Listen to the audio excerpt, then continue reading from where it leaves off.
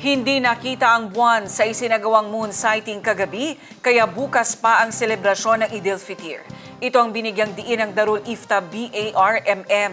Ang News Now sa report. Ito ang ginawang moon sighting kagabi, March 19 sa Timaco, Calanganan 2, Cotabato City. Ang ibig sabihin, as Bangsamoro, the Bangsamoro Mufti ay ako Garani hereby announce that the crescent moon was not sighted today. Therefore, Eid al-Fitr and first day of Shawwal will be on Saturday, March 21, 2026, inshallah. Dahil hindi nakita ang crescent moon kagabi, bukas na formal na ipagdiriwang ang Eid al-Fitr. Una sa lahat ay pasasalamat sa Allah dahil napakalaking biyaya sa amin para sa ating mga Muslim na kung saan ay ma-extend yung ating papapasting dahil marami ring gantimpala na maibibigay sa atin ng Allah Subhanahu wa Ta'ala. Ang mga advice lang po natin sa lahat ng mga Bangsamoro na kung saan, kung ano yung desisyon ng Darul Ifta ay dapat talaga sundin nila.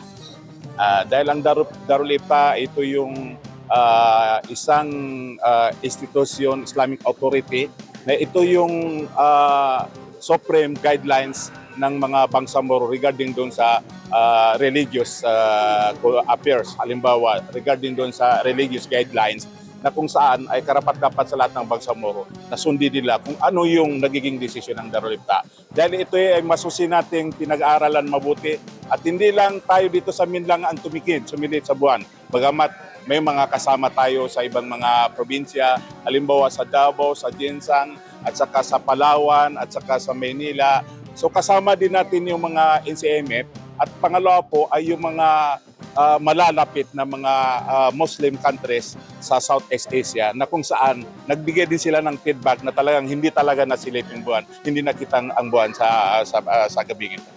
Bago ang ginawang anunsyo, dalawang usapin ang binigyang diin ni Sheikh Abdul Kahar Musa, ang spokesperson ng Bangsamoro Darul Ifta. Actually, dalawa yung topic kanina na napag-usapan kanina. Isa doon ay ano ba yung mga aral na ituro ng Ramadan sa mga mananampalatayang Muslim. Dahil kailangan yung mga aral na yun ay hindi natin makakalimutan, kailangan may buhay at kailangan ay may practical para hindi parang hangin lang na dumaan kung ano yung nituro ng Ramadan. Pangalawang paksa na pag-usapan din kanina, habang inaantay natin si Mufti kanina, sa si Executive Director, ay ano ba yung pinakamalaking pabaon ng Ramadan? Kahit wala na yung Ramadan, ano yung magiging baon natin na magiging, magiging charge natin kahit wala na yung Ramadan, maalala natin mga lessons, mga teachings, na nakuha natin at napag-aralan natin sa buwan ng Ramadan at may isasabuhay pa rin natin even natapos na yung buwan ng Ramadan. Mensahe ni Bar Mufti Abdul Rauf Gilani sa pagtatapos ng Ramadan.